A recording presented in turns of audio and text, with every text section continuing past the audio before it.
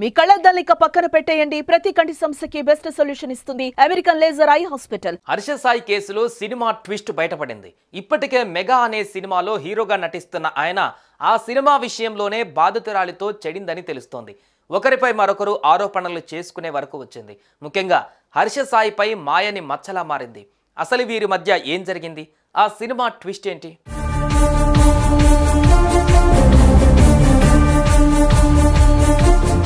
హర్ష సాయికి బాధితురాలితో ఓ సినిమా విషయంతో పరిచయం ఏర్పడింది. అప్పటికే బిగ్ బాస్ ఓటీటీలో పాల్గొన్న ఆమె బయటకు వచ్చాక హర్ష సాయితో సినిమా ప్లాన్ చేసింది. ఇద్దరు కలిసి మెగా అనే చిత్రాన్ని తెరకెక్కించేందుకు సిద్ధమయ్యారు. సినిమా టీజర్ కూడా రిలీజ్ చేశారు. అప్పటికే బీభత్సమైన ఫ్యాన్ ఫాలోయింగ్ ఉన్న హర్ష సాయి సినిమా కూడా చేస్తున్నాడని తెలిసి ఫ్యాన్స్ తెగ సంతోషపడ్డారు. ఇప్పటి వరకు యూట్యూబ్లోనే చూసాం, కానీ ఇప్పుడు సిల్వర్ స్క్రీన్ పై కూడా చూస్తామని ఆనందపడ్డారు.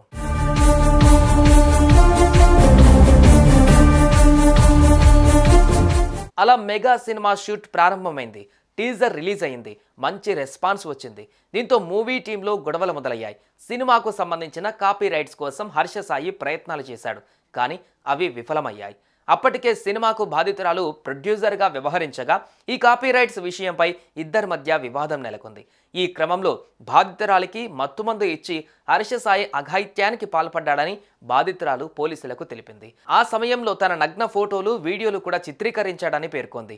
సినిమా కాపీ రైట్స్ ఇవ్వకుంటే వీడియోలు బయట పెడతానని హర్ష సాయి బ్లాక్మెయిల్కు పాల్పడినట్లుగా పోలీసులకు వివరించింది. ఆ వీడియోలు అడ్డుపెట్టుకొని ఆమెపై పలుమార్లు అత్యాచారానికి కూడా పాల్పడినట్టుగా తెలిపింది.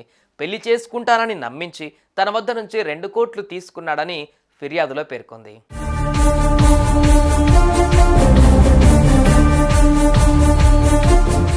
ఈ విషయమై బాధితురాలు నార్సింగి పోలీస్ స్టేషన్కు వెళ్ళింది. అక్కడ హర్ష సాయి పైన ఫిర్యాదు చేసింది. తనను పెళ్లి చేసుకుంటానని నమ్మించి హర్ష మోసం చేశాడని, నగ్న ఫోటోలు, వీడియోలతో బెదిరిస్తున్నాడని పోలీసులకు తెలిపింది. తన అడ్వకేట్తో కలిసి వచ్చి మరీ యువతి హర్ష సాయి అతని తండ్రి పైన ఫిర్యాదు చేసింది. ఈ మేరకు పోలీసులు కేసు నమోదు చేశారు. బాధితురాల నుంచి కొన్ని ఆధారాలను సేకరించారు. మరికొన్ని ఆధారాలను సమర్పించాలని బాధితురాలని పోలీసులు కోరారు. వైద్య పరీక్షల నిమిత్తం ఆమెను ప్రభుత్వ ఆసుపత్రికి తరలించారు.